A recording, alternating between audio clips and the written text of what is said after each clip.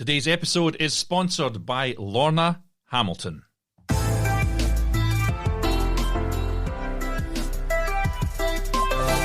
Hello and welcome back to Film Pro Productivity and Success, the podcast that helps film professionals and other creative people to live a more focused, effective and happy life.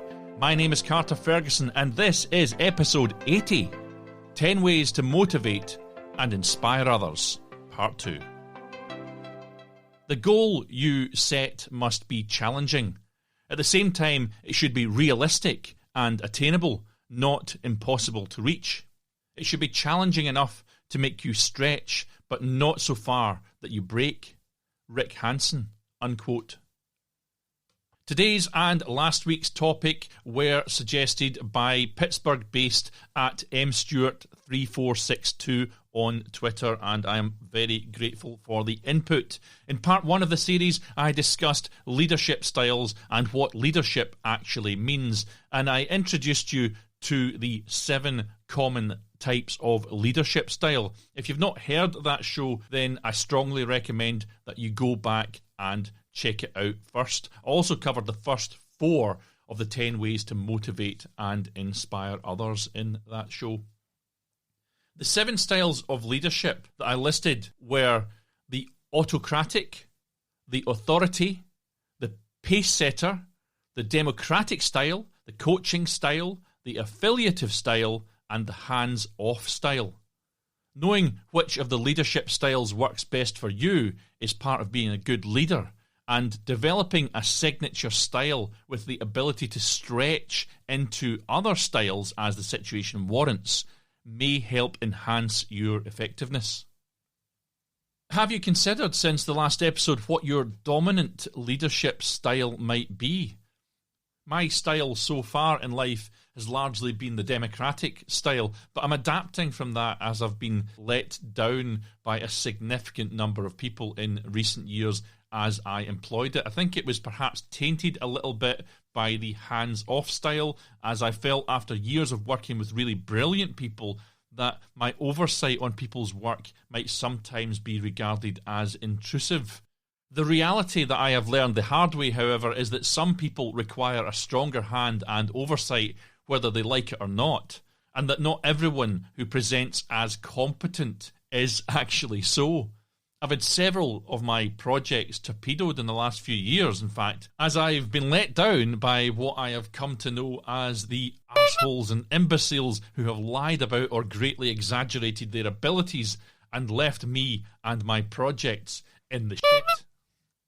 I'm adapting to use some of these styles myself now, and I think I'm going to be doing a lot better for it.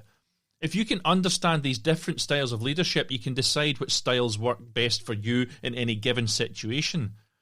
A self-assessment of the leadership style that you employ now will teach you what new skills that you need to develop. And once you know that, you're likely going to need to practice the other styles to make them work for you. Moving from a dominant leadership style to a different one might be challenging at first, but you can practice the new behaviours until they become natural. The ability to adapt your leadership style will be insanely valuable to you. Traditional leadership styles are still relevant in today's workplace, but they need to be combined, I think, with new approaches in line with how leadership is defined in the 21st century.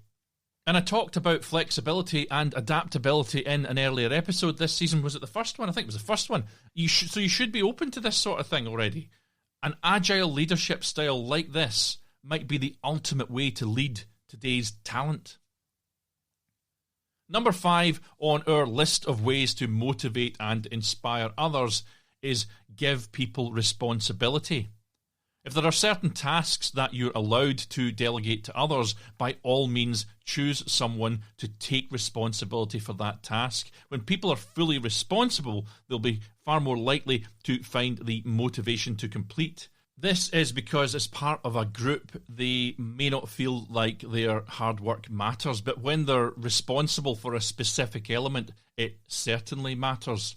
They also, of course, will be aware that they're being held accountable for the success or failure of the project. I once, I've got to say, gave someone who I later realised was inherently lazy, a task just like this. They didn't complete it and then feigned ignorance of the responsibility for it. So make sure when you allocate the tasks that they absolutely know in writing, if necessary, that it is their responsibility to complete it. Obviously, if you've got a brilliant team, that probably isn't going to be a problem. But if you're working with a team that you don't know or who've got mixed abilities, this is really kind of important. Number 6 is set realistic yet challenging goals. This seems to take me back to the SMART episode on goal setting. But when trying to motivate a team of individuals, leaders can use this principle, this realistic and challenging goal setting principle, to increase the chance of positive outcomes. Research from the University of Illinois showed that setting goals correctly can increase the motivation of students in a classroom by improving concentration and focus, which in turn encourages them to partake in challenges and have a more positive attitude towards the class. If new objectives are unrealistic, they will demotivate people. And if they're too easy, they won't feel they need to put much energy into them. When you strike the right balance and make people challenge what they believe they can attain, they'll be motivated to achieve their targets. Number 7, keep them informed of progress. When people know they're making progress towards implementing the strategy, it gives them an energy boost. When effort is rewarded, they'll be prepared to push harder to reach the overall goal. Communicate it with energy and enthusiasm.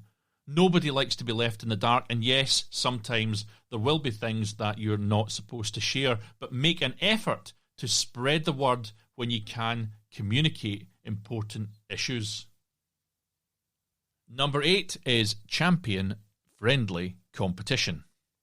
And emphasis on the friendly there. Competition can be a great motivator, but if you let it get out of hand, conflict will rise as you see morale and teamwork deteriorate. If you decide to engage your team in some competition, also make sure that it stays in the realm of fun and doesn't become cutthroat. The last thing you want to do is have them torpedoing your project to get your approval over someone else. But the challenge is not just to get your top performers to perform better, it is also to train them to pull everyone up that's around them. Plan your competition around a specific goal and reward teams as well rather than individuals.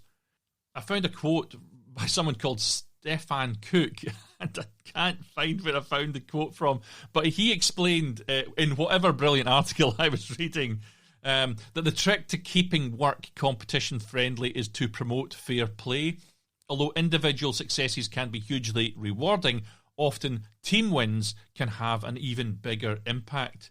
He says it's important to find the right balance when incentivizing your team.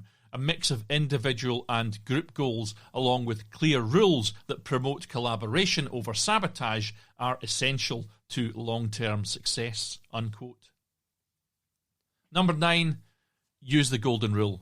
And you should know what that is by now if you're a dedicated listener.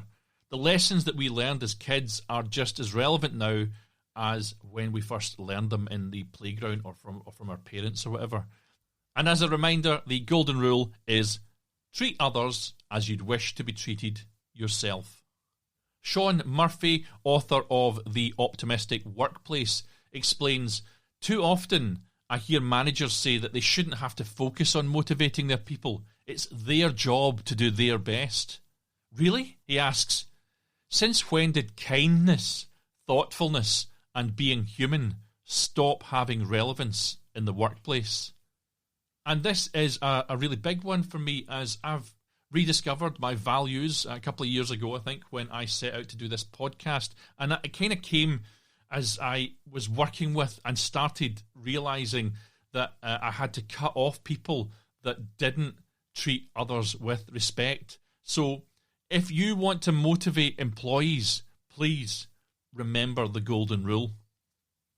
And I'm going to end with number 10, recognise a job well done. And here is why it's a great idea. Remember the cycle of productivity that I've raised in earlier episodes? In simple terms, it goes: have an idea, set yourself or your team goals, complete those goals, and then acknowledge and celebrate those achievements. If you miss out the celebration phase, it short-circuits the whole cycle. Recognition creates an emotional connection between leader and follower.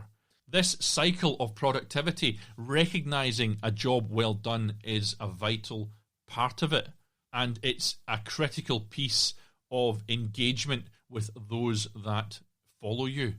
And of course, recognition is also essentially free, which is a good thing too, and a sincere well done genuinely can help with motivation.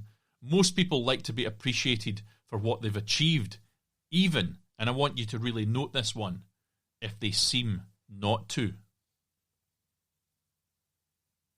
So I hope that this two-parter has been useful to you. I have to say that I've found the exercise of researching and writing it particularly useful, and I will definitely be applying what I've learned here to future projects. And of course, this was a subject recommended by a listener. So if you're struggling with a particular problem, please remember that you can always drop me a line to talk about it or suggest it as a topic, or even write it in as a question, which I can answer in a mailbag episode. The contact page on the website on filmproproductivity.com is the best place to go, as I sometimes miss things on social media, so bear that in mind. On that contact page, you'll also find a contact form and a voicemail service called SpeakPipe, which will allow you to contact me directly. SpeakPipe allows you to leave a message of up to, I think, 90 seconds, a minute, 30 seconds. So that's a really good one. I also do like to hear people's voices as well. So give it a try. The next show was going to be the final episode of the season, but as I was working on the New Year's special, I realised that I just had to make it a two-parter. The episode that was planned to go out next, where I'll be talking about Stoicism, will move on to become the first of the New Year shows. That'll be the first episode of Season 6, and that'll be the first one coming up in January. And remember, folks, that as we are now part of the Indie Film Hustle podcast network, new shows go out every 2 weeks now, and there will be no 3-month break.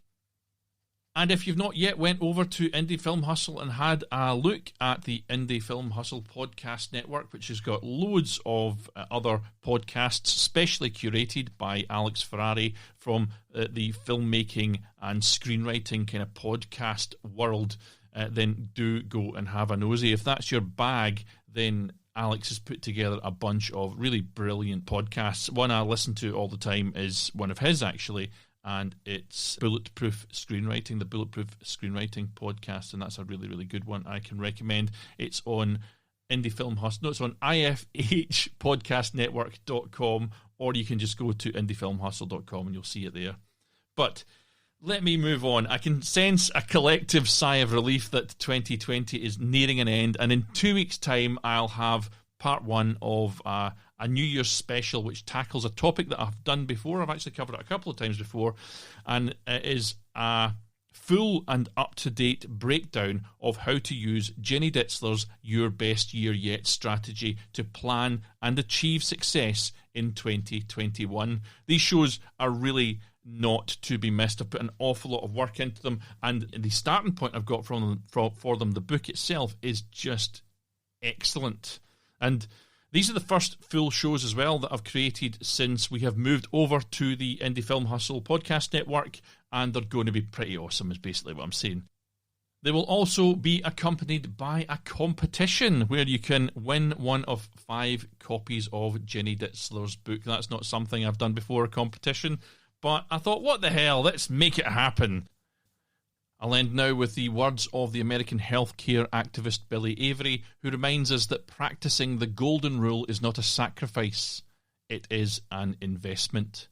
Treat others as you would wish to be treated yourself. Now take control of your own destiny, keep on shooting, and join me next time on Film Pro Productivity and Success.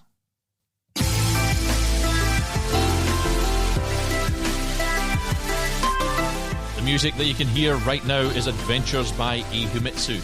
You can view the show notes for this episode on the official website, filmproproductivity.com. You can follow my personal accounts on both Twitter and Instagram at fight_director, or follow the show's official account on Twitter at FilmProProdPod, or on Facebook at FilmProProductivity. Please continue to support the show by subscribing, spreading the word, and leaving an awesome review.